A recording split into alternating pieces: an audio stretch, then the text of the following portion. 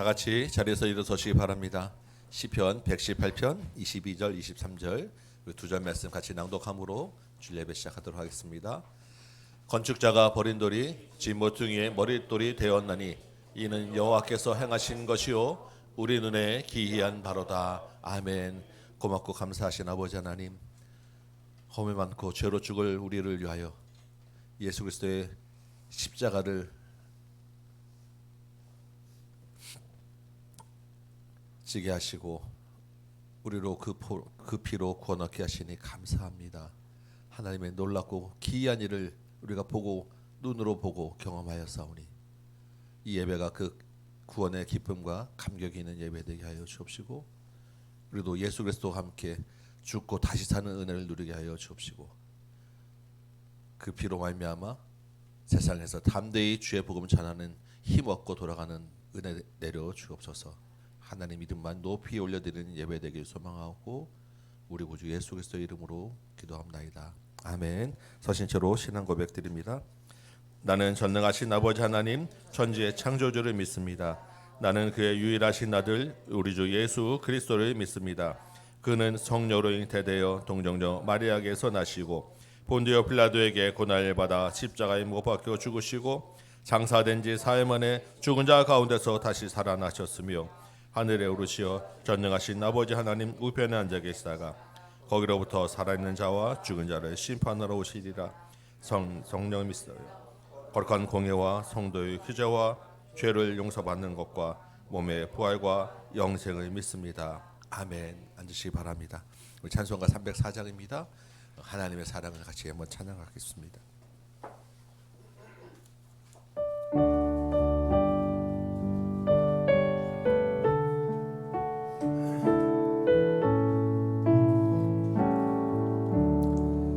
그 크신 하나님의 사랑 말로 다 영영 못하네.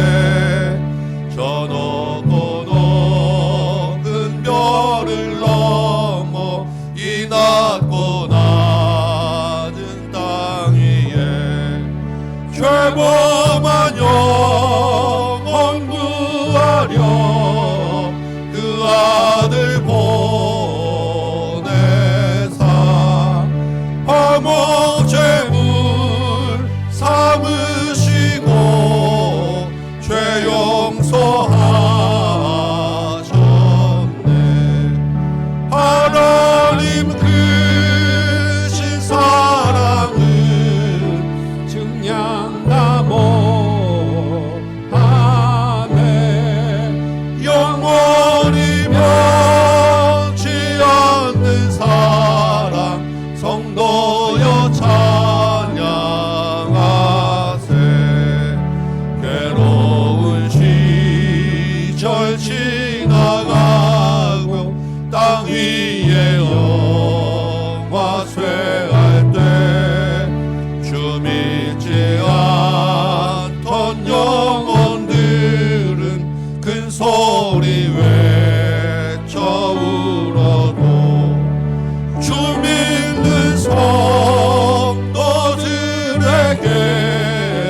큰 사랑 베푸사 우리의 죄 사했으니 그 은혜 잊으 주니.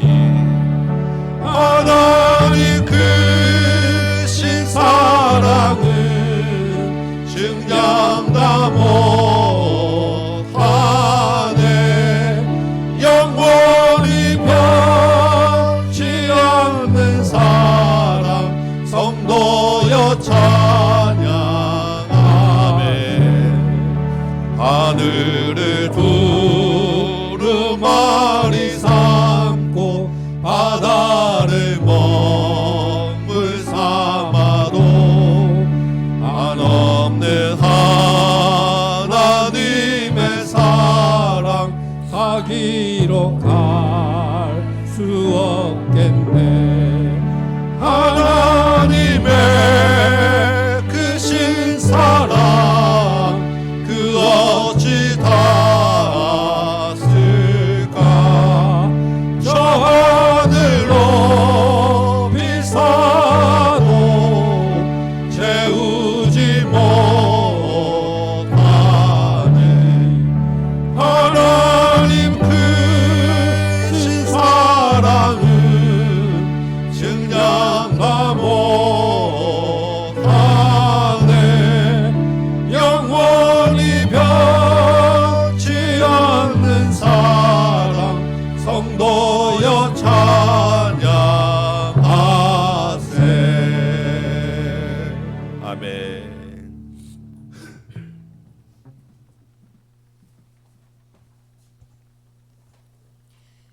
거룩하신 하나님 아버지, 봄의 기운이 온 땅을 감싸며 새 생명이 움트는 이 계절에 저희에게도 새롭게 하시는 주님의 은혜가 임하게 하심을 감사드립니다.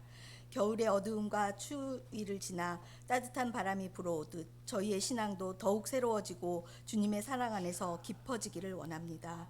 이 시간 주님께 온전히 나아가며 우리의 마음과 뜻과 정성을 다해 주님을 찬양하고 경배합니다.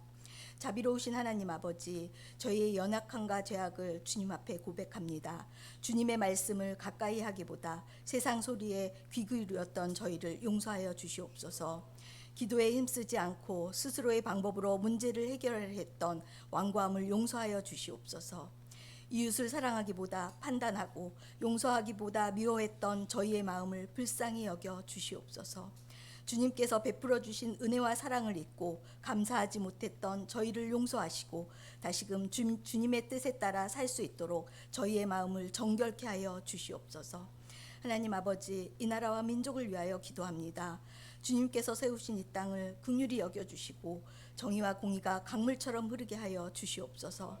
나라를 이끌어가는 지도자들에게 지혜와 바른 판단력을 주시어 하나님을 두려워하며 국민을 섬기게 하여 주시옵소서. 사회의 갈등과 분열이 화해와 사랑으로 변화되게 하시고 경제적으로 어려움을 겪고 있는 자들에게 주님의 공급하심이 있게 하여 주시옵소서.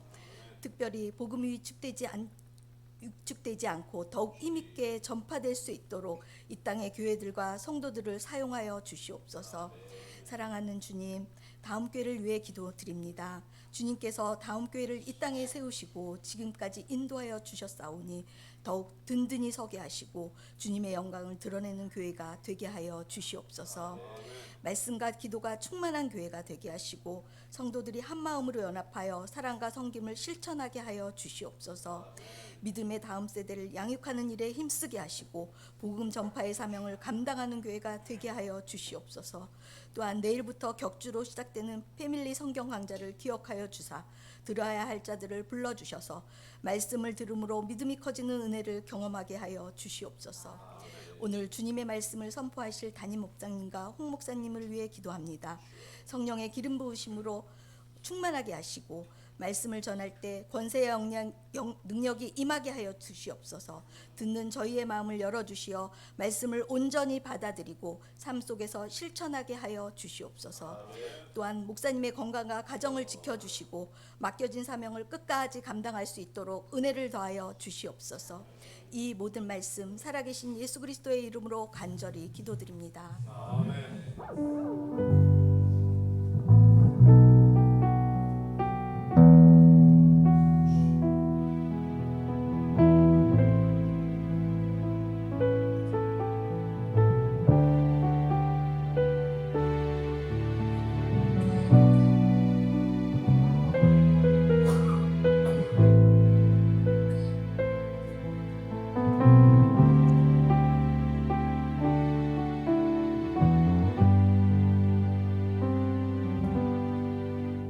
할렐루야. 우리 친구들, 이 시간은 다음 세대를 위한 설교 시간이에요. 자, 들을 말씀 준비 시작. 자, 하나님 말씀. 오늘은 무화과가 성전 이야기를 하나님께서 우리에게 해주시는 거예요. 지금 예수님이 어디에 가고 계시지? 예루살렘에 가고 있어. 지금 예루살렘에 짠 하고 도착했어요. 그래서 첫날 뭐 했냐면 예루살렘에 도착한 날에 예수님이 뭐라 했냐면 얘들아 저기 가면 나귀가 있을 거야. 그거 주님이 쓰시겠다 해라. 그랬더니 주인이 어떻게 했어? 아멘. 주님 쓰세요 하고 쑥 조셨어. 그래서 그 나귀를 타고 예수님이 뭐 하셨다 그랬죠? 지난주에 가르쳐줬는데 예수님이 나귀 타고 뭐 했지? 파티했나? 뭐 했죠? 기억이 잘 안 나나? 기억이 나나? 예수님이 사람들 사이에 들어가면서 임금님 어서 오세요.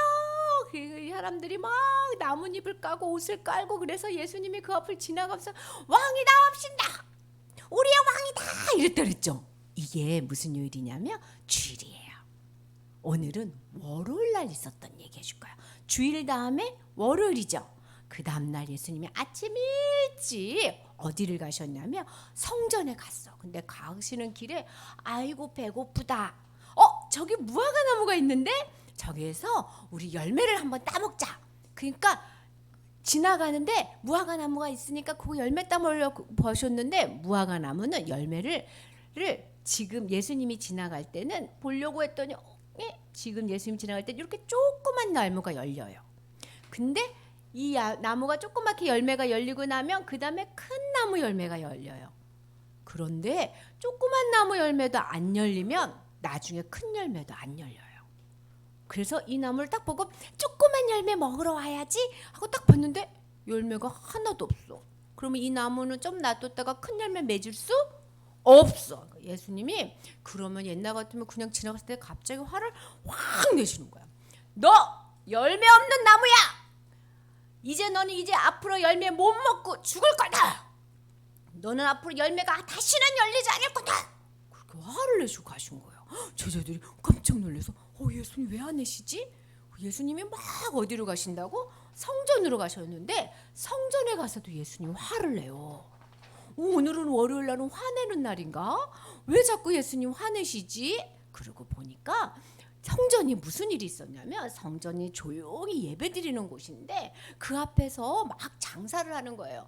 아이고 지금 장사 잘 돼요? 제사장님이 와서 물어보면 네 제사장님 덕분에 장사가 잘 됩니다. 제사장님 다음에도 저한테 여기서 장사할 수 있도록 도와주세요.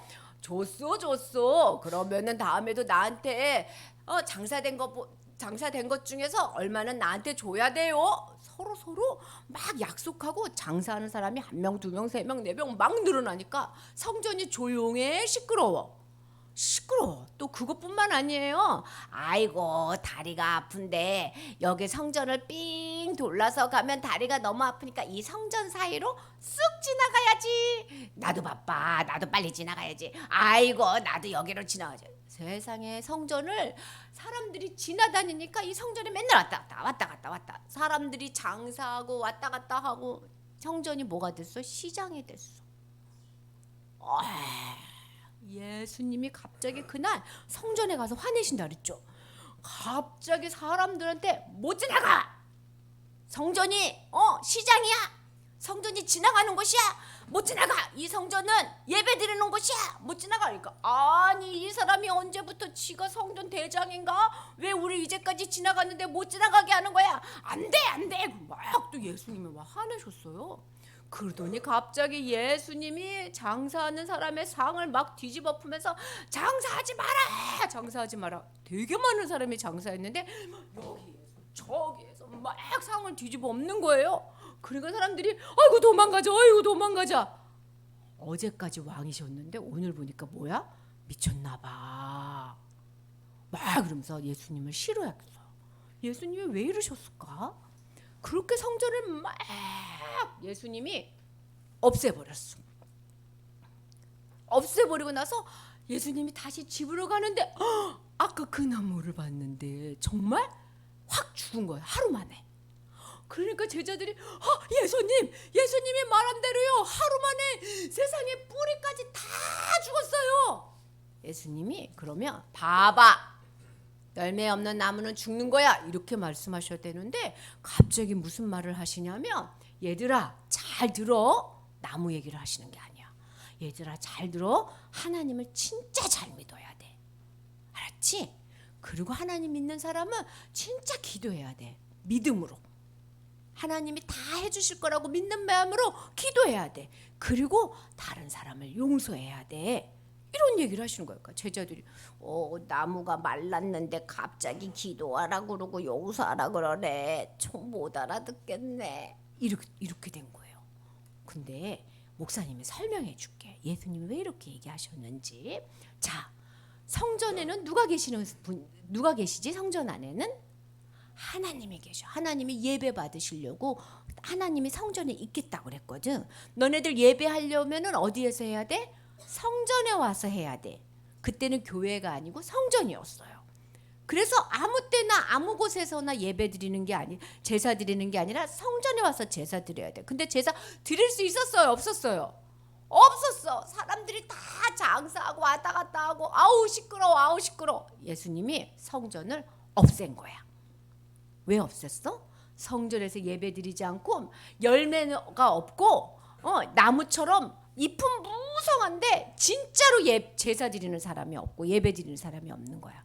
그래서 성전을 없앤 것처럼 무화과 나무도 없앤 거야. 똑같구나 너 성전. 그러니까 무화과 나무도 말라서 죽은 거야. 예수님이 말씀하세요. 얘들아, 하나님이 계셔야 될 성전이 이제 내가 없앴어. 하나님이 그곳에 안 계셔. 그러면 하나님 어디 가셨어요? 하나님 어디 갔어요? 이제는 하나님이 어디 계시냐면 우리 예수님 믿는 우리 마음속에 계신 거예요. 시아야, 예수님 어디 계세요? 마음속에 계세요. 우리 마음속에 있는 예수님의 마음속에 있는 그 사람한테 이제 하나님이 계시니까 이제 우리는 뭐가 됐어? 성전이 된 거야. 이제 저런 성전이 아니라 우리가 성전이라고 얘기하시는 거야, 하나님이. 그런 성전이 된 사람은 점점 어떻게 되게 마음속에 예수님이 점점 하나님을 잘 믿는 사람으로 조금씩 바뀌는 거예요. 갑자기 휙 안 바뀌어. 갑자기 휙 바뀌는 건 이상한 거예요.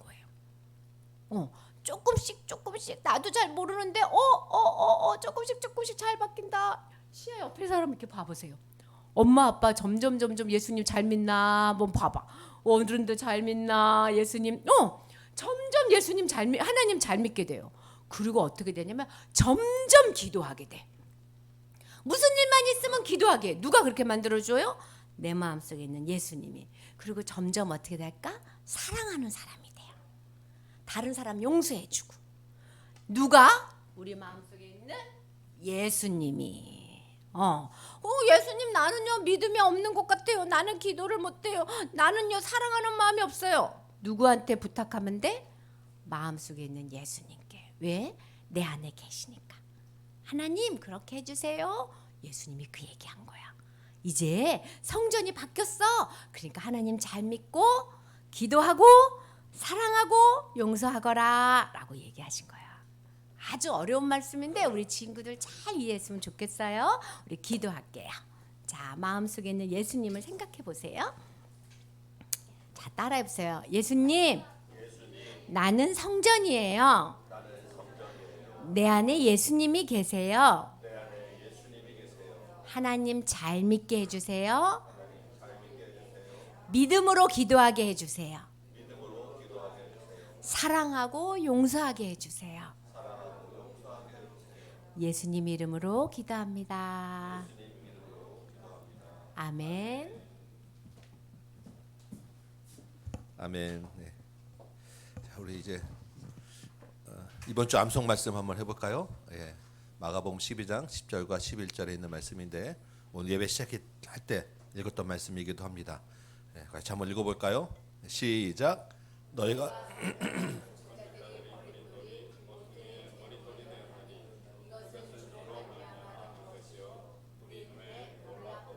네, 우리 말씀이 한 구절 외우면 이 말씀이 또 이 한 주간 동안 우리를 살게 해주고 우리를 지켜주고 우리에게 힘을 줍니다. 우리 한번 이 시간에 잠깐 연습해 보시고 외워 보시기 바랍니다. 시간 조금 드릴 테니까. 예, 아주 중요한 말씀이고 우리가 붙잡아야 될 말씀이에요. 너희가 성경에 건축자들이 버린 돌이 모퉁이 머릿돌이 되었나니 이것은 주로 말미암아 된 것이요 우리 눈에 놀랍도다.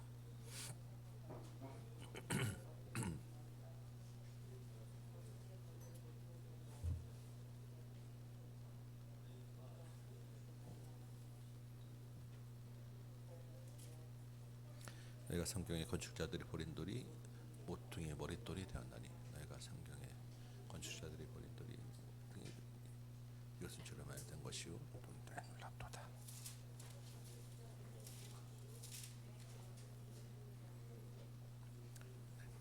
건축자들이 버린 돌이 모퉁이 머릿돌이 되었나니 이것은 주로 말된 것이요 우리 눈에 놀랍도다. 건축자들이 버린 돌이 모퉁이 머릿돌이 되었나니 이것은 주로 말된 것이요 우리 눈에 놀랍도다. 네.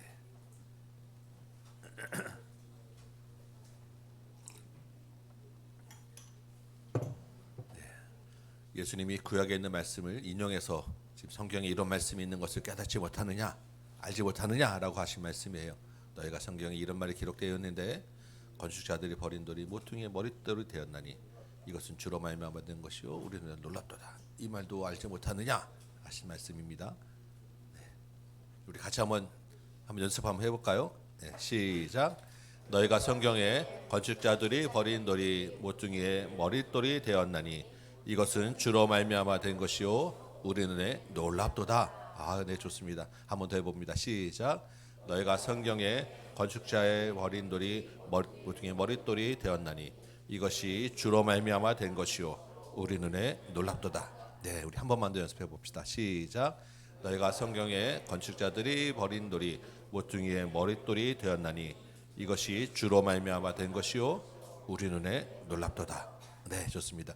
우리 다 같이 한번 자리에서 일어서셔서 우리 암송 말씀 주님 앞에 한번 고백하고 오늘 들은 말씀 한번 같이 읽도록 하겠습니다. 네, 우리 같이 한번 외워볼까요? 시작.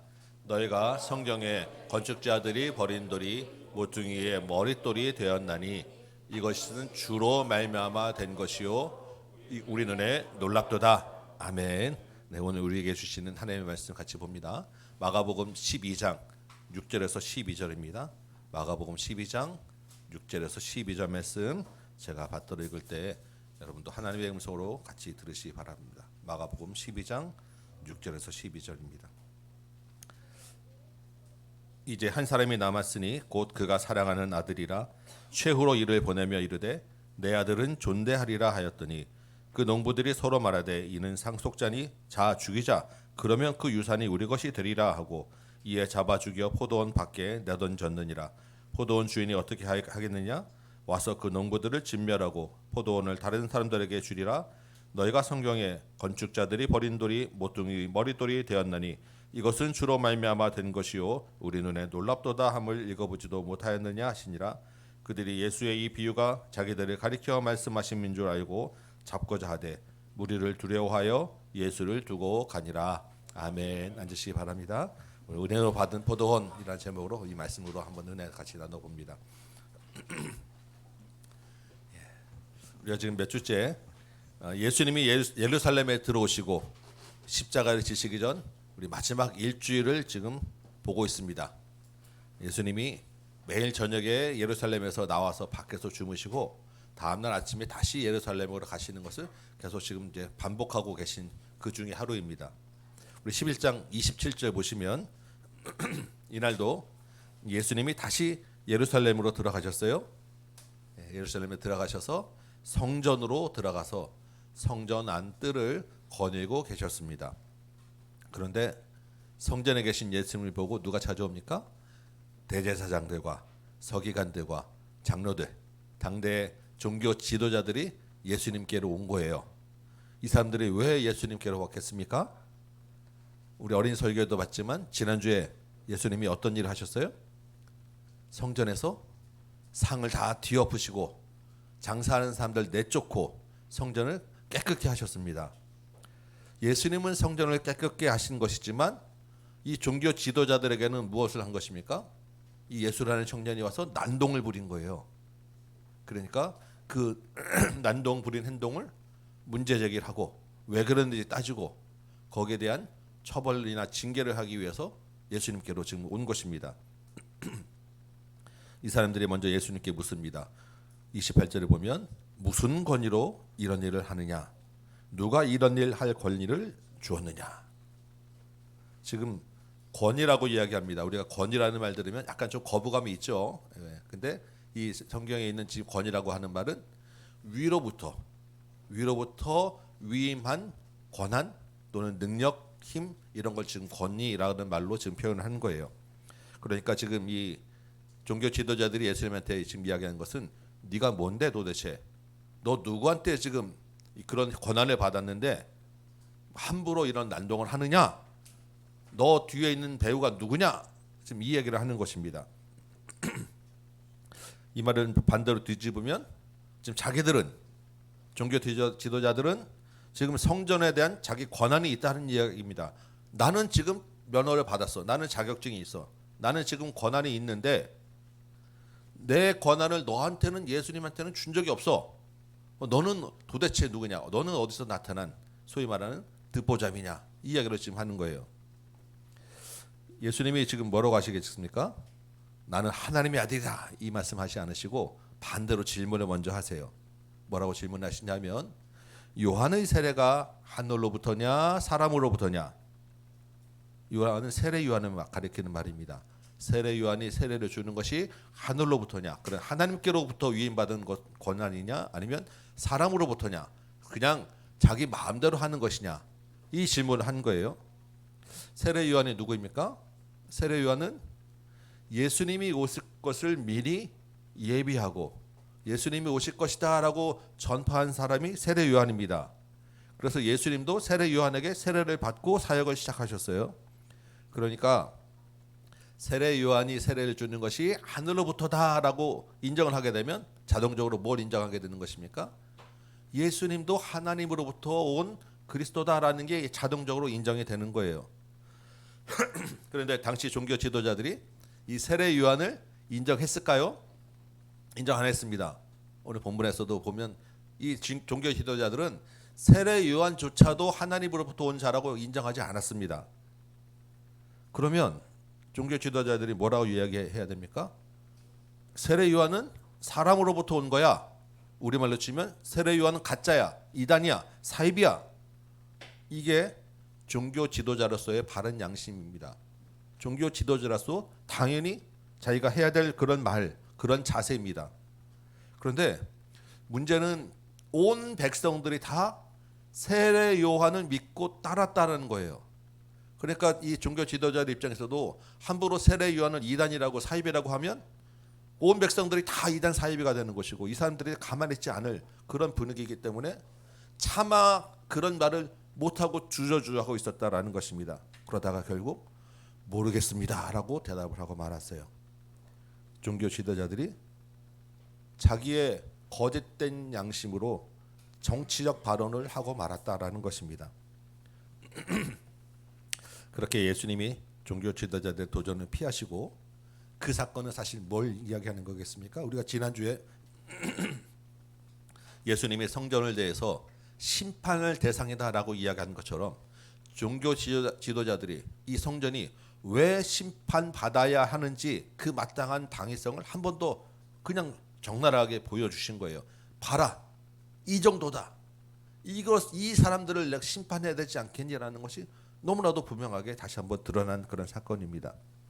그런데 거기서 끝나지 않고 예수님이 그렇게 잘 모르겠다라고 하는 사람들을 앞에 놓고 바로 이어서 비유로 한 말씀을 또 하십니다. 이게 오늘 12장 같이 나눌 이야기인데 12장 처음 보면 포도원 농부 비유라고 지금 되어 있죠. 여러분들 많이 들어보셨던 그런 비유입니다. 비유라고 하는 것은 딱 들으면 이런 이야기를 하고 있는 거구나. 다 알아들을 만한 이야기를 통해서 뭔가 하고 싶은 메시지를 주는 게 비유입니다. 그렇겠죠?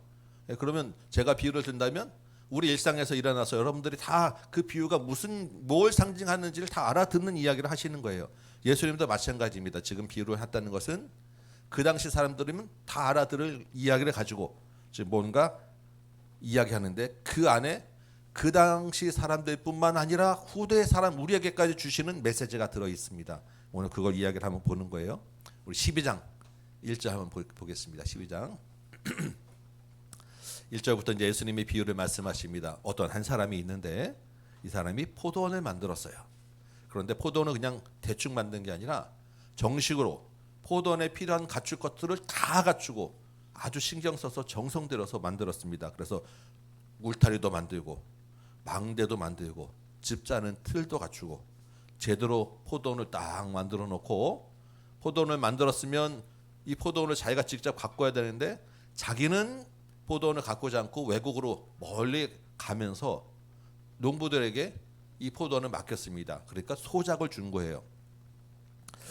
우리로 치면 이 사람 왜 포도원 주인이 갑자기 소작을 주고 그냥 자기는 가지라고 했을 수 있는데 이 당시 예수님 당시에는 이런 일이 흔하게 있었다는 것입니다. 그래서 그렇구나. 그래서 그 당시 이 사람들이 들으면서 그냥 그럴 수 있는 일로 이해하고 지금 넘어가는 거예요. 그래서 시간이 이제 좀 지났습니다. 얼마나 지나지 모르지만 아마 한 3, 4년 정도 지난 것으로 보여집니다. 그래서 포도원에서 이제 포도가 제대로 열매를 맺고 포도 수확을 하면 그 포도 수확한 것을 이제 받을 때가 된 거예요. 포도원 주인이. 그래서 포도 수확을 좀 이제 받으려고 소작료를 받기 위해서 종을 이 농부들에게 보냈습니다. 주인은 이제 멀리 있잖아요. 근데 이 종이 소작료를 받으러 농부들에게 갔더니 어떤 일이 일어납니까? 순순히 여기 있습니다라고 원래 줘야 되잖아요. 그런데 이 농부들이 이 종을 때리고 빈손으로 그냥 돌려보낸 것입니다. 말도 안 되는 일이 일어나는 거예요. 주인이 깜짝 놀라가지고 다른 종을 다시 보냈습니다. 아마 조금 더 힘센 종 보냈겠죠. 그랬는데 본문에 보면 이 종을 또 때리고 머리에 상처를 주고 능력을 하고 아주 욕을 보이고 창피를 주고 다시 돌려보낸 거예요. 또 다른 종을 보냈습니다. 이번에는 그 종을 죽여버렸습니다. 점점 이 농부들의 거부적인 행동이 과격해지고 있어요. 주인이 너무나도 놀라고 황당했겠죠. 이번에는 더 많은 종을 보냅니다. 그랬더니 농부가 어떻게 합니까? 많은 종이 왔으면 줘야 될 텐데 그 많은 종 중에 일부는 죽이고 일부는 때리고 또 소작료를 거부하고 돌려보내고 말았습니다. 주인 입장에서 이제 더 이상 보낼 종도 없어요. 그리고 또 종을 보내봐야 이제 소용이 없다는 것이 분명해졌습니다. 인내심이 정말 폭발할 지경이 되지 않았겠습니까? 그런데 이 주인이 참 대단해요. 거기서 이 주인이 가지고 있는 마지막 카드를 쓴 거예요. 마지막 카드가 뭡니까? 마지막 남은 딱 한 사람, 사랑하는 아들을 보내는 것입니다. 그러면서 설마 그래도 내 아들인데 아들은 존중해 주겠지. 아들이 갔으니까, 아들이라는 게 뭐예요? 자기가 갔다는 이야기 아닙니까? 아들과 동격이에요 사실은. 그러니까 그래도 주인이 갔는데 설마 그냥 보내겠어? 소작료를 주겠지라고 하는 기대를 가지고 아들을 보낸 것입니다. 이 비유에서 예수님이 어떻게 되었다고 말합니까? 농부들이 아들이 온 걸 보고 서로 이야기하는 거예요. 포도원의 상속자인 이 아들만 죽이면 이 포도원이 우리 것이 되지 않겠니? 자, 아들을 죽이자. 아들을 잡아 죽이고 포도원 밖에 내던졌다라는 것입니다. 이 비유가 마태복음에도 있습니다. 마태복음에서는 예수님이 여기까지 이야기하신 다음에 이 비유를 듣는 종교자들한테, 지도자들한테 자, 이제 주인이 어떻게 할 것 같습니까? 라고 이 종교 지도자들에게 물어요. 여러분이면, 여러분의 주인이면 이제 어떻게 하시겠습니까? 가만 안 두겠죠. 지금 아들까지 지금 죽였는데 지금 분노가 폭발할 것이고 어떻게 하든 그 대가를 치르고 그 못된 농부들을 처벌하지 않겠습니까? 여러분의 마음이나 이 비유를 듣는 종교 지도자들의 마음도 똑같아요. 똑같은 대답을 했습니다. 그리고 예수님의 말씀도 똑같습니다. 오늘 9절 보니까 주인이 와서 농부를 진멸할 것이고 마태복음에는 주인이 군대를 이끌고 와서 진멸한다라고 되어 있습니다. 주인이 와서 어쨌든 농부들을 진멸할 것이고 없애버릴 것이고 포도원을 다른 사람에게 주리라. 다른 농부들을 불러서 다른 사람에게 주리라라고 예수님 말씀하세요. 종교 지도자들의 대답도 똑같았습니다. 여러분 이 비유가 무슨 뜻이겠습니까? 우리에게 주시는 우리 상황의 비유는 아니지만 그래도 벌써 딱 감이 오시죠? 이게 대충 어떤 이야기를 하는가? 여러분 포도원 주인이 누구겠습니까? 하나님이세요. 이미 종교 지도자들이 이 비유를 딱 듣고 나서 이게 무슨 이야기다 다 알아들었습니다. 포도원 주인이 하나님이면 포도원은 무엇을 가리키겠습니까? 포도원은 이스라엘이에요. 성경에서 지난주에도 말씀드렸지만 포도나무, 무화과 나무 하면 이건 그냥 이스라엘 이렇게 딱 그냥 바로 이해하시면 됩니다. 너무나도 분명한 그런 비유예요. 하나님이 이집트에서 데리고 나와서 가나안 땅에 이스라엘이라고 하는 포도원을 정말 정성 들여서 만드셨어요. 그리고 그 포도원에서 좋은 열매 맺기를 기대하셨습니다. 하나님이 이스라엘에게 기대했던 열매가 무엇이겠습니까? 이스라엘이 하나님을 주인으로 잘 섬기는 것. 이게 하나님이 기대했던 열매입니다. 또 하나 하나님이 이스라엘에게 기대했던 열매가 있습니다. 무엇이겠습니까? 이스라엘이 제사장 나라가 되어서 이스라엘을 통해서 온 열방이 하나님을 알게 하는 것. 이 두 가지가 하나님이 이스라엘에게 기대했던 열매입니다. 이게 하나님이 받으실 소작료였어요. 그런데 이 포도원의 농부들, 이 농부들이 누구겠습니까? 이스라엘 백성들. 거기에 더 이 종교 지도자들. 이 사람들이 어떻게 한 거예요? 하나님을 거부한 거예요. 하나님만 섬기지 않았습니다. 거룩하지도 않았고 공의를 행하지도 않았고 열방을 향하여 하나님 알게 하는 대신에 선민이라고 자기들만 옳다고 자기들만 하나님이 택한 백성이라고 특권의식을 가지고 하나님을 알게 하지도 않았습니다. 하나님께 드릴 열매를 거부한 거예요. 소작료를 주지 않은 것입니다. 하나님이 어떻게 하셨습니까? 선지자를 보내고 또 보내고 또 보내셨어요. 그런데 이스라엘 백성들이 선지자를 어떻게 합니까? 우리가 선지서를 쭉 많이 봤잖아요. 선지자 중에 제대로 대접받은 선지자 한 명도 없습니다. 예레미야, 에스겔, 이사야 얼마나 고통과 핍박과 박해를 받았습니까? 죽이고 때리고 또 죽이고 창피함을 주고. 하나님이 선지자만 보냈습니까? 이방 민족을 들어서 중간에 계속 치면서 경고도 하셨어요. 심지어는 포로로까지 끌려갔다 왔잖아요, 이 사람들이.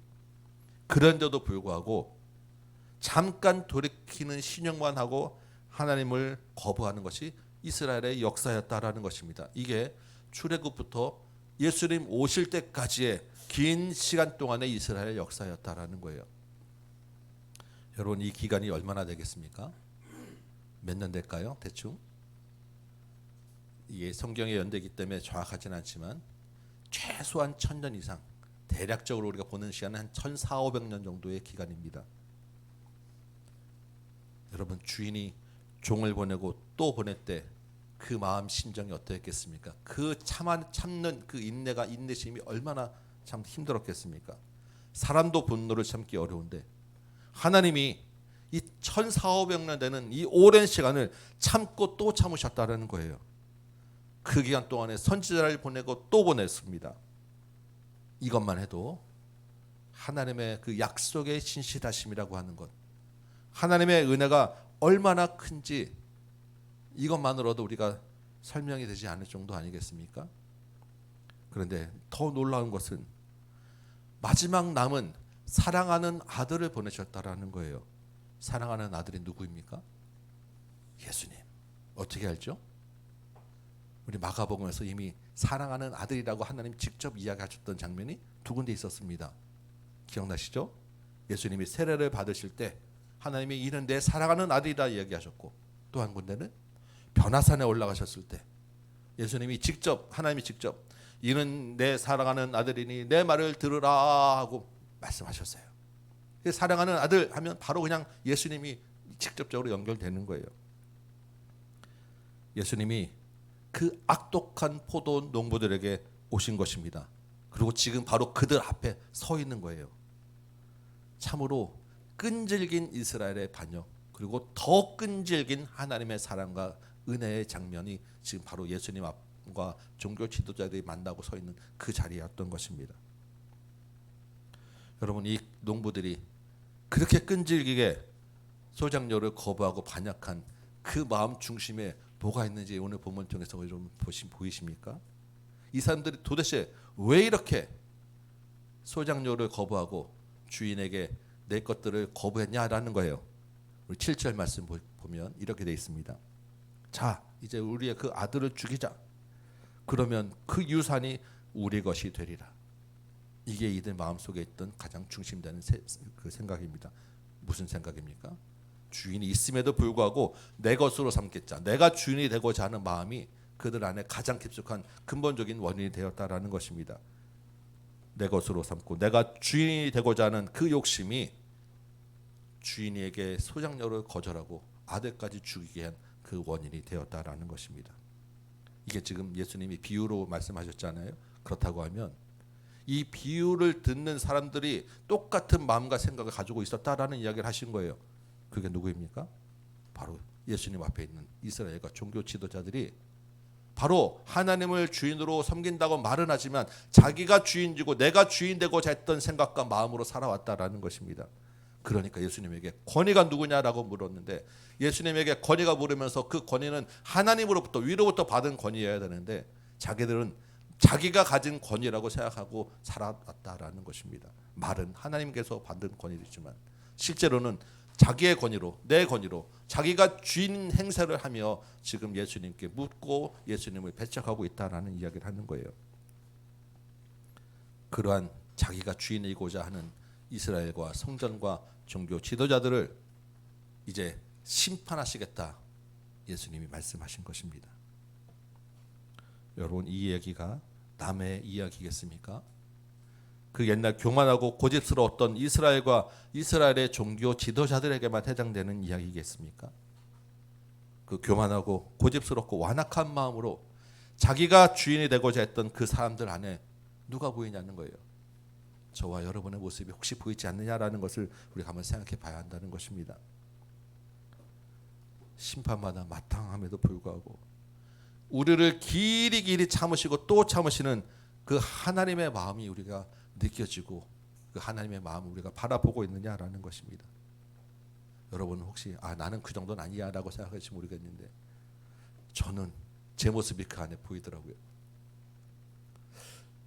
어제 저희 노회에 시찰 모임이 있었습니다. 시찰이라고 하는 것은 우리로 치면 목장을 같은 그런 개념이에요.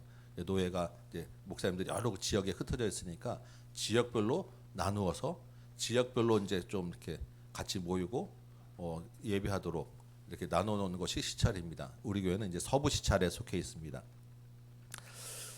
그런데 어제 이제 우리 서부 시찰 모임이 있었는데 우리 그 목사님들 중에 노회장도 하셨던 우리 대선배, 우리 존경받아 마땅한 대선배 목사님이 어제 설교를 하시면서 간증을 좀 하셨어요.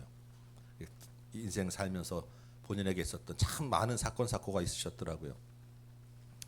큰 교통사고를 당해서 이제 그 정신이 완전 거의 죽은 줄 알고 사람들이 영안실로 데려가서 그 영안실 시실 보관하는 그 냉동고실에 들어가기 한 몇 초 전에 눈이 잠깐 떠져가지고 그 들어가기 직전에 다시 이제 중환자실로 옮겨주고 치료를 받으시고 이제 다시 회복이 되셨어요. 그 벌써 한 30-40년 전 이야기입니다. 그 다음에 또 몇 년 전에 목회를 한참 하시는 중에 갑자기 우울증과 공황 장애가 와서 잠시도 가만 못 있고 5분도 못 있고 계속 집안에서 왔다 갔다 하던 그런 어려움도 겪으셨는데 기도 가운데 갑자기 그것도 눈물로 또 극복해내셨고 4년 전에 폐암이 발견이 됐는데 의사의 진단은 1년을 넘기지 못할 것이다. 더 이상 수술이 안 된다라는 그런 진단을 받았어요. 수술은 못하고 항암 치료 이렇게 약을 먹기 시작했는데 약이 효과가 있어가지고 좋아지기 시작한 거예요.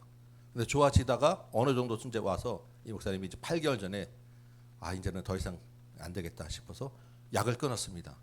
8개월을 약을 안 먹고 의사한테 갔는데 깨끗해졌다고 약 잘 먹었다고 칭찬을 들었다라는 거예요. 그래서 말은 안 했지만 하나님이 참 이렇게 은혜를 주셨구나라는 그런 간증을 하셨어요. 정말 뭐 자세하게 제가 지금 다 설명드릴 수는 않겠지만 너무너무 놀랍게 하나님이 적절하게 그때그때 개입을 하셔가지고 이 목사님 때문에 하면 정말 바쁘셨겠어요. 큰 일을 잘 겪으시고 이 자리에 그 자리에 지금 서 계시더라고요. 4년 전에 1년 못 넘겼는데 지금 4년 돼서 깨끗하게 지금 되고 있는 그런 상황이 아니겠습니까? 그런데 이 간증을 하는데 그거보다 더 놀라운 이야기를 하셨어요. 최근에 이제 이 목사님은 이제 건강을 좀 회복하시고 또 막 사역을 하시는데 사모님의 우울증이 심하게 오신 거예요. 그 목사님 표현이 이제 내가 부엌대기가 됐다. 사모님을 돌보시고 집안일을 하고 이제 이런 일을 이제 하시다 보면서 이 목사님이 여기서 깨닫게 되었다. 내가 이제 깨닫게 되었다. 내가 이제까지 몇십 년 목회하면서 몰랐던 걸 깨닫게 되었다. 뭐냐면 사모님의 마음을 이제 깨닫게 되었다. 그 수십 년 동안에 자기가 중환자실 왔다 갔다 하고 그렇게 암 치료하고 공황장애 있고 그 많은 기간 동안에 그 사모님이 혼자 내내 가정을 지키고 얼마나 가슴 졸이고 살아왔는지 그 사모님의 마음을 이제 내가 알게 되었다. 그 70 넘은 그 목사님이 그 이야기를 하면서 우시는 거예요. 그렇구나. 그 이야기를 하는데 이어서 또 다른 말씀을 하세요. 그 사모님의 마음을 이제 내가 깨닫고 그 알고 보니까 이제 내가 하나님의 마음을 내가 이제 알게 되었다. 한 40년 목회하신 분이 이제 내가 하나님의 마음 나를 얼마나 오랫동안 길이 참으신 그 하나님의 마음을 이제 내가 알게 되었다. 그러면서 내가 목회를 한다고 했지만 성도님들의 마음도 내가 몰랐었고 하나님의 마음도 모르고 이렇게 살아왔구나라는 감정을 두세 번 울면서 이야기를 하시는데, 그 말씀을 듣는데 나는 하나님의 마음을 내가 얼마나 내가 생각하고 내가 하나님이 나를 얼마나 또 오래 참으시고 얼마나 길이 참으셨는가라는 생각을 마음에 깊이 하게 되었습니다. 여러분, 서로의 마음을 얼마나 알아주십니까? 우리가 이렇게 예배 드리고 있지만 여러분을 향해 길이 참으시고 은혜를 베푸시는 하나님의 마음을 여러분 생각해 보셨습니까? 내가 지금 하나님 앞에 좀 잘해보겠다는 것만 있지 하나님이 나를 이렇게까지 길이 참으신다는 것을 여러분 생각해 보셨습니까?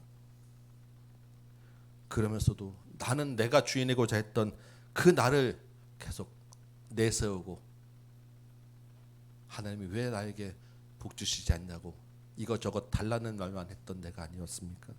하나님의 은혜가 참으로 크시더라고요. 오늘 본문 9절 보니까요, 주인이 와서 농부들을 진멸합니다. 하나님의 심판 앞에 사실 남아날 자가 누가 있겠습니까? 하나님의 심판을 감당할 수 있는 영혼이 누가 있겠습니까? 그런데 그 다음 구절에서 놀라운 거예요. 하나님의 심판이 임하면 이대로 그냥 포도원을 끝내면 되지 않겠습니까? 주인 입장에서 포도원 진절머리가 났을 것 같은데, 하나님이 이 포도원 주인이 이 포도원을 다른 사람에게 주겠다라는 이야기를 하시는 거예요. 여러분, 이 다른 사람이 누구냐고요? 예수님 말씀하시는 이제 이 포도원을 다른 사람에게 주리라고 했더니 다른 사람이 누구겠습니까? 더 이상 유대인에게만 복음을 주지 않겠다라는 이야기를 하시는 거예요. 이제 이방인에게로 직접 그 복음의 문을 열어주시겠다. 그 복음을 사도 바울이 들고 갔고 예수님의 제자들이 들고 갔습니다. 그리고 많은 선조들이 그 믿음을 가지고 교회를 세워 나갔습니다. 그래서 예수님이 이제 이 포도원을 다른 사람에게 주리라고 한 그 다른 사람의 가장 직접적인 그 근본적인 그 대상은 누구냐면 바로 교회예요. 이 땅에 세워진 교회. 그 안에 저와 여러분이 있고 우리 교회가 있는 것입니다. 놀라운 복음이에요. 이 다른 사람을 위해서 8절 보니까 아들이 죽었습니다. 그냥 죽은 정도가 아니고 포도원 밖에 내던져 버려졌습니다. 예수님이 예루살렘 밖에 있는 골고다 언덕에 가서 십자가에 달려 돌아가신 거예요. 그렇다고 하면 이 다른 사람이 포도원을 맡은 것은 아들의 죽음이라고 하는 엄청난 큰 대가를 치르고 이 포도원을 맡은 거, 이 포도원을 받게 된 것입니다. 이 다른 사람의 어떠한 자격이나 조건이나 노력이 들어가 있지 않아요. 오로지 주인의 사랑과 주인의 오래 참으심과 아들의 희생으로 다른 사람이 포도원을 받게 되었다라는 것입니다. 그 안에 저와 여러분이 있는 거예요. 여러분, 우리가 이 자리에 있다는 것이 얼마나 큰 은혜입니까? 정말로 아무런 내가 내세울 것이 없는데 우리가 이 자리에 있다는 것은 하나님의 놀라운 은혜와 예수님의 사랑 외에는 설명할 길이 없습니다. 그런데 우리가 교회에서 무슨 자랑할 것이 있겠습니까? 교회에서 나를 알아주지 않고 대접하지 않는다고 우리가 무슨 할 말이 있겠습니까? 주님이 나를 쓰시겠다라고, 주가 쓰시겠다고 하는데 거기에 무슨 핑계 댈 것이 있겠습니까? 주님이 원하시고 기대하는 열매를 맺는 것보다 더 급하고 더 중요한 일이 여러분 뭐가 있습니까? 주가 쓰시겠다고 하는데 내 소유, 내가 가진 것 뭐가 그렇게 대단하겠습니까? 어제도 우리 사진 보니까 우리 팝콘 기계 들고 토요일날 나가서 전도하는 사진을 같이 올려주셨는데 너무너무 귀하고 감사한 거예요. 토요일날 오후에 다 피곤하고 쉬고 싶고 일정들이 그 많은 바쁜 시간 동안에 주님이 원하시는 것, 주님의 열매를 위하여 몸을 드리고 시간을 드리고 정성을 드리고 나와 계신 것들이 무슨 이유냐는 것입니다. 주님의 은혜 외에는 우리가 설명할 길이 없지 않겠습니까? 너무너무 감사하더라고요.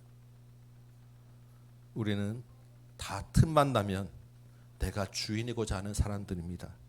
우리 깊은 본성에서는 늘 내가 살아나려고 하는 욕망, 내가 중심이 되고자 하는 그런 생각들이 꿈틀꿈틀거리는 사람들이에요. 주님의 십자가와 그 부활의 능력 아니면, 하나님의 크신 사랑과 오래 참으심이 아니면 우리가 구원받을 수 없는 존재라는 것을 늘 기억하시기 바랍니다. 오늘 예수님의 비유는 사실 구약의 역사이자 복음의 핵심을 말씀하신 것입니다. 이 복음이라고 하는 것은 정말 늘 들어도 새롭고 늘 들어도 감사한 말씀이 되어야 합니다. 사실 교회에서 예수님의 십자가와 부활, 우리가 은혜를 받았다라는 이야기를 얼마나 많이 듣겠습니까? 특히 요맘때 이렇게 부활주일을 몇 주 앞둔 때는 훨씬 더 많이 듣는, 집중적으로 듣는 시간입니다. 그럼에도 불구하고 듣고 또 들을 때마다 은혜가 되고 감동이 되고 믿음이 자라나는 이야기로 들으시기 바랍니다. 감격이 있고 감사하며 들으시는 이야기가 되고 그 감격으로 드리는 예배가 되길 원합니다. 10절 보니까요, 예수님이 구약 시편의 말씀을 인용해서 이렇게 말씀하십니다. 오늘 암송했던 말씀이시죠. 건축자들이 버린 돌이 모퉁이의 머릿돌이 되었다. 이것은 주로 말미암아 된 것이다. 여러분, 건축하는 사람들이 돌을 왜 버리겠습니까? 쓸모없으니까 버리는 거예요. 예전에 이때 건축은 다 돌을 이렇게 큰 돌들을 쌓아서 지금 건축하지 않겠습니까? 그런데 버린 돌이라는 것은 어디다 갖다 쓸만하지 않은, 부서지고 모나고 조그만 돌이라는 것입니다. 쓸모없으니까 그냥 갖다 버리고 발에 치는 그냥 돌이 된 거예요. 그런데 그 하찮게 버려진 돌이 무엇이 됐다고 합니까? 모퉁이의 머릿돌. 우리는 이 시대, 요즘은 우리 머릿돌은 건축 다 끝난 다음에 이것을 이제 기념하면서 이것 머릿돌이라고 크게 하나 딱 앞에 갖다 놓는 게 머릿돌이죠. 이 당시 건축은 머릿돌이 먼저 딱 중요한 위치에 놔야줘야 합니다. 그게 기준이 돼서 머릿돌 중심으로 양옆에 쫙 연결이 되고 그 머릿돌 위에 이렇게 쌓아 올라가면서 건축이 되는 거예요. 그러니까 너무너무 중요한, 가장 기준이 되는 돌이 머릿돌입니다. 버려진 돌이, 예수님의 비유에서 버려진 돌은 무엇을 이야기하겠습니까? 예수님이 지실 십자가를 이야기하는 거예요. 그럼 머릿돌이 되었다라는 것은 무엇을 얘기하겠습니까? 예수님이 다시 부활하셔서 영광스러운 보좌에 앉으셨다라는 것을 이야기하시는 것입니다. 포도원 주인이며 온 세상을 창조하신 하나님이 십자가와 부활을 계획하시고 이루셨다라는 이야기를 하십니다. 꼴찌가 첫자가 되고 죽은 자가 산자가 되리라는 그 예수님의 말씀, 그래서 낮아지고 섬겨야 된다라는 그 예수님의 말씀이 십자가와 부활, 이 벌어진 돌과 모퉁이의 머릿돌로 통해서 이루어졌다라는 말씀을 주셨어요. 그 부활의 머릿돌 위에 교회가 세워졌습니다. 그리고 그 부활의 주님이 교회의 머리가 되셨어요. 이 머리 되신 주님이 몸된 교회에게 이렇게 말씀하십니다. 너희도 버려진 돌이 되어야 한다. 그 버려진 돌이 다시 모퉁이의 머릿돌이 될 것이다. 그래서 꼴찌가 되고자 하여라. 죽은 자가 되어라. 섬기는 자가 되어라. 어제 시찰 예배 때 이제 제 마음에 있었던 일이 하나 더 있었는데, 예배 이제 시작하기 전에 한 20-30분 정도 찬양을 했어요. 그런데 그 찬양을 이제 어제 갔던 교회 여집사님이 앞에 나와서 이제 찬양 인도를 쭉 하시더라고요.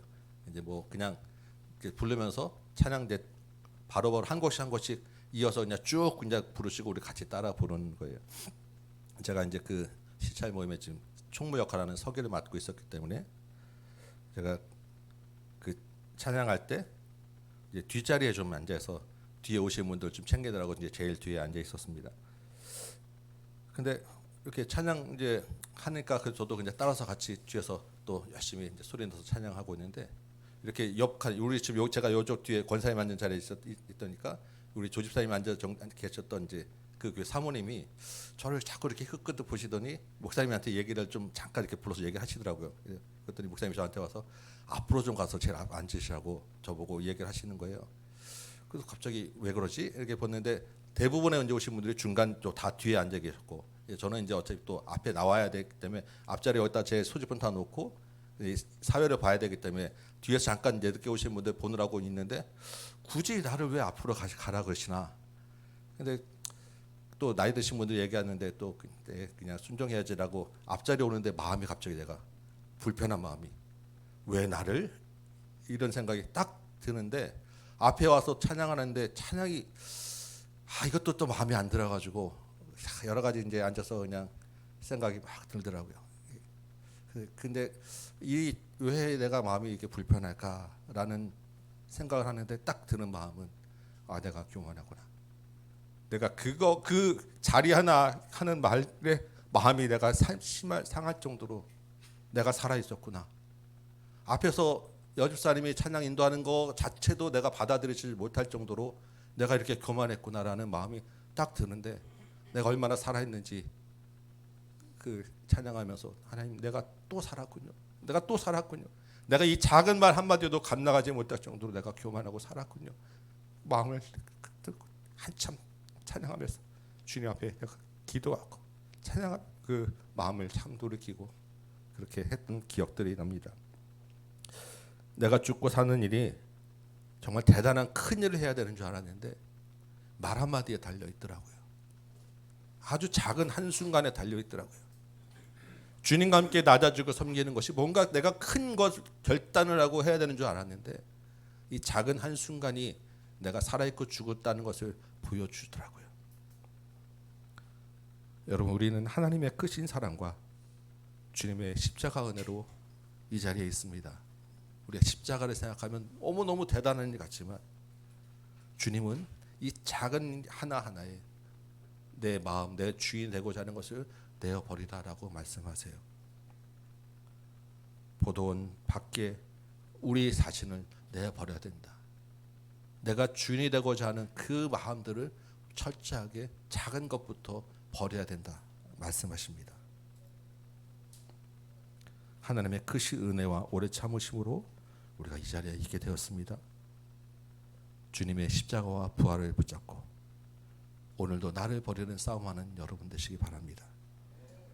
주인의 자리에 철저하게 예수님만 모시는 싸움하는 저와 여러분 되시기 바랍니다.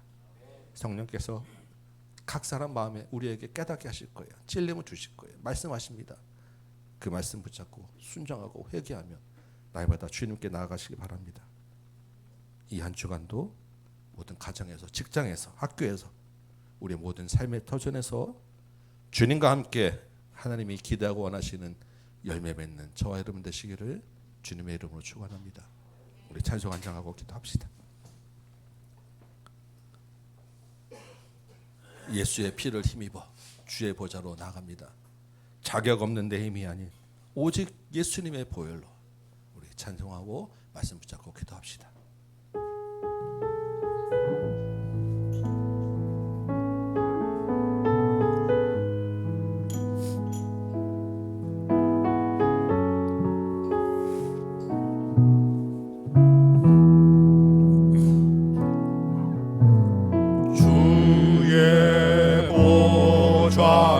나아갈 때에 어떻게 나가야 할까?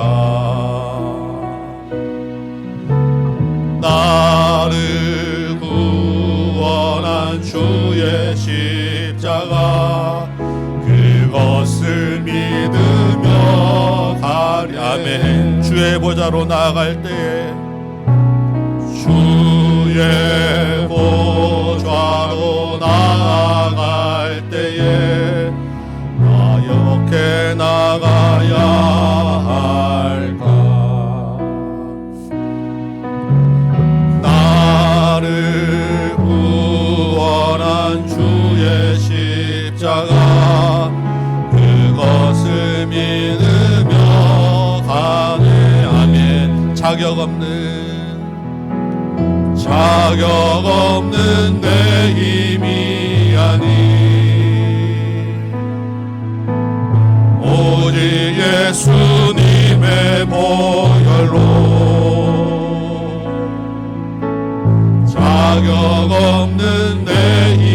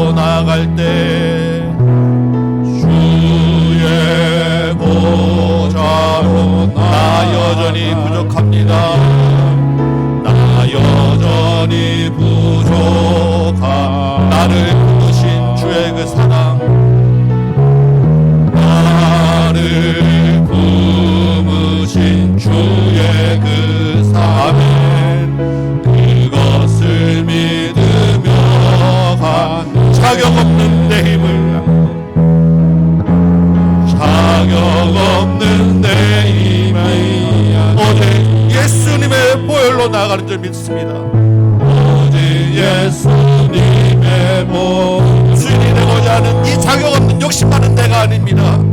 자격 없는 내 힘이 아니 십자가에 버려진 예수 그리스도의 그 피와 보혈로 힘입어 주님 앞에 나가는 줄 믿습니다.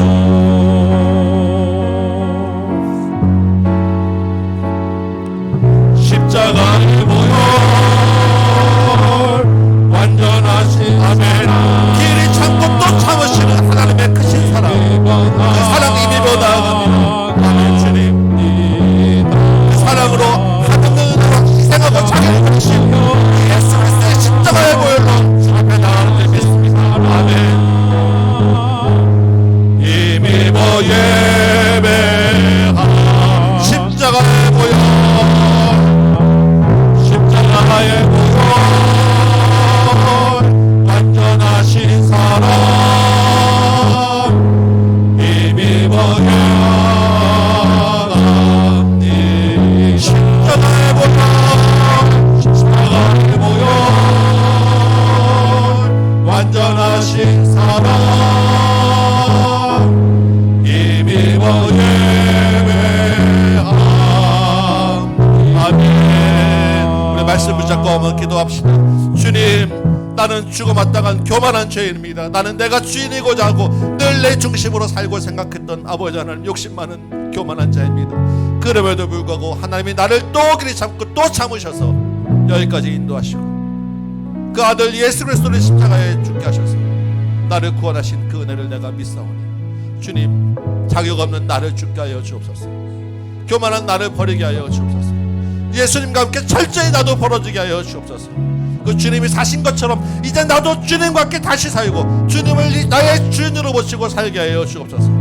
우리 예수님의 십자가의 보혈 붙잡고 다시 한번 회개하며 감사하며 결단하며 기도하도록 하겠습니다. 기도합시다. 주여, 아버지 하나님, 참으로 교만하고 참으로 아버지 하나님 내가 주인이 되고자 했던 아버지 하나님 이 무지개한 종을 용서하여 주옵시고 날마다 내가 중심으로 살고 인정받고자 하고 대접받고자 하고 내 것을 뒤로 챙기면서 살았던 이 욕심 많은 죄를 용서하여 주십시오. 겉으로는 하나님의 주인을 삼는다고 겉으로는 예배한다고 하지만 실제로 이 예배 자리에 나와 있으면서도 내가 주인이었던 하나님 나를 용서하여 주십시오.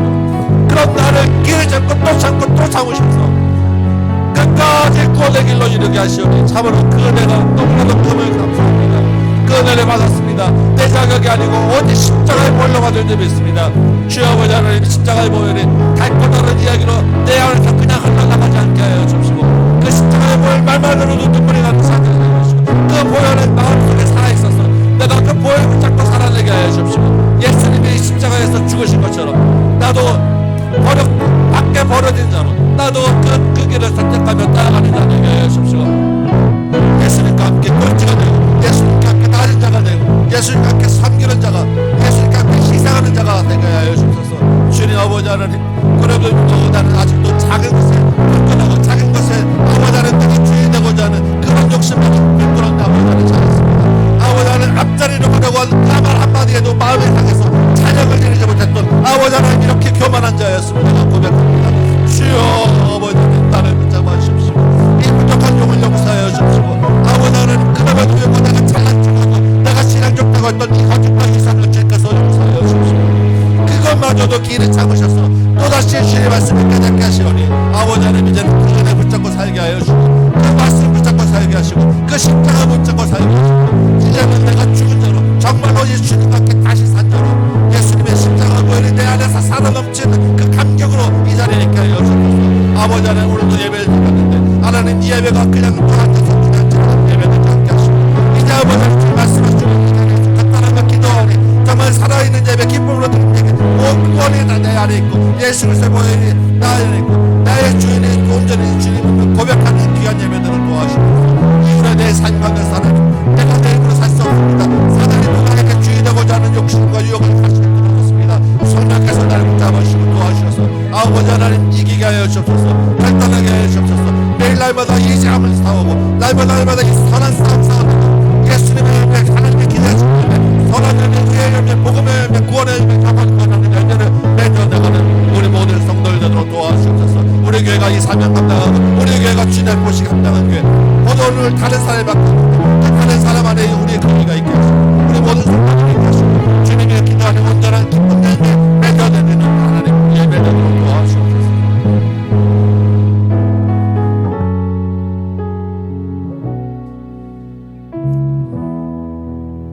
주님, 저는 교만합니다.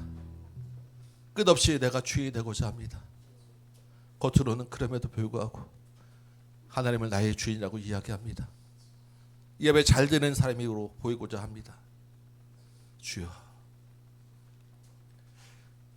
내 안에 있는 이 더러운 교만과 위선과 가식을 주님 앞에 내던지기 원하고 포도원 밖에 던져져 죽으신 그 예수님과 함께 이 더러운 옛사람의 모습들을 다 던져 죽이기 원하고 모퉁이 머릿돌로 다시 사신 예수님과 함께 거룩하고 흠없고 완전한 새 사람이 되길 원합니다. 꼴찌가 되려고 하신 그 주님의 말씀 따라서 주님 기꺼이 감사하며 낮은 자리에 섬기기 원하고 나의 모든 것 다 주님 앞에 내어드리는 주님 그 기쁨을 누리기 원합니다. 주님 나를 붙잡아 주옵소서.